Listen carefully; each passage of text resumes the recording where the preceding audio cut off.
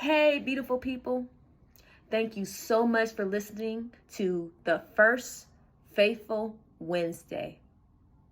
The goal is to have a better and deeper understanding of the Bible. The first story I'm going to discuss is Tamar in Genesis.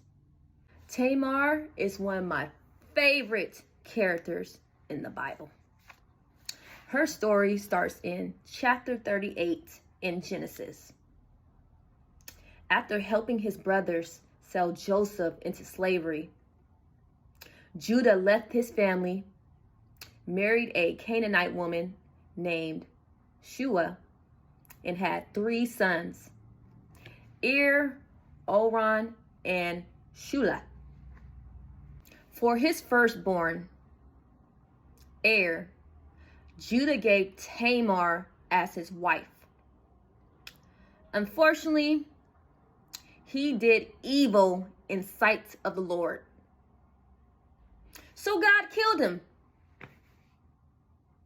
Judah told his second son, Oran, to marry Tamar and help raise up an heir for Er. Instead of fulfilling his marriage obligations, he treated Tamar as a prostitute. So God killed him because of his wicked ways. In Genesis 38:11, Judah says, "Remain a widow in your father's house till my son Shula is grown," for he said, lest he also die like his brothers. Although we know as readers that God killed his 2 sons, Judah firmly believed that Tamar was the problem. Anyone who has sex with her will surely die. Tamar patiently waited for Shula to grow up so that he can marry her. But when time passed, she realized that Judah lied to her. Because Judah broke his promise, Tamar decided to secure her own future.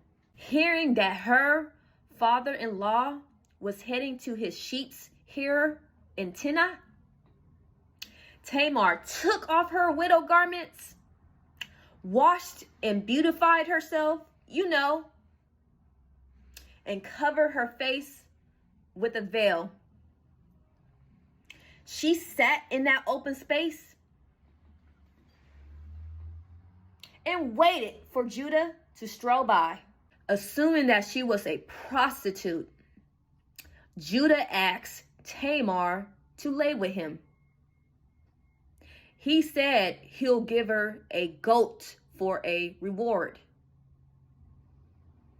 To seal the deal, Tamar asked for his signet, cord, and staff.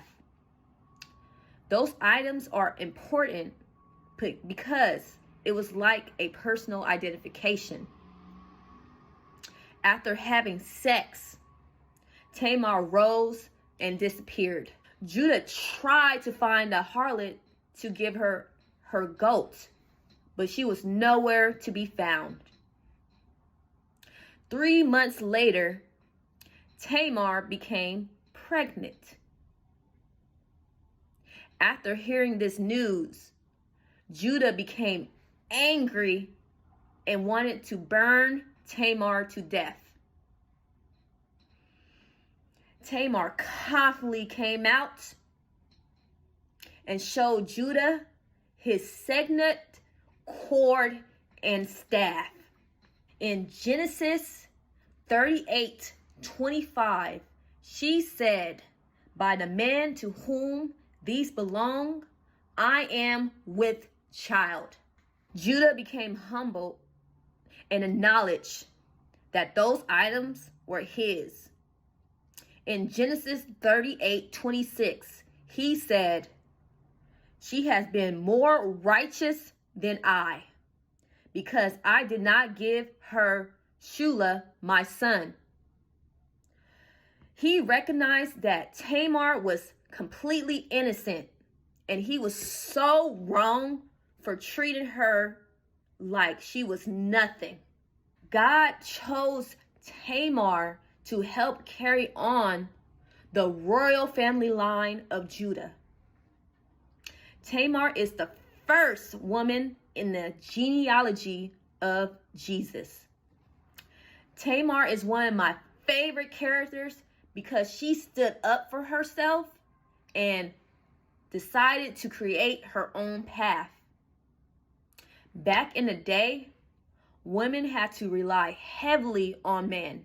After suffering with 2 evil men and Judah lying to her, Tamar had enough. She put matters into her own hands by playing Judah like a fool. And I love that for her because she humbled Judah so much. He changed for the better.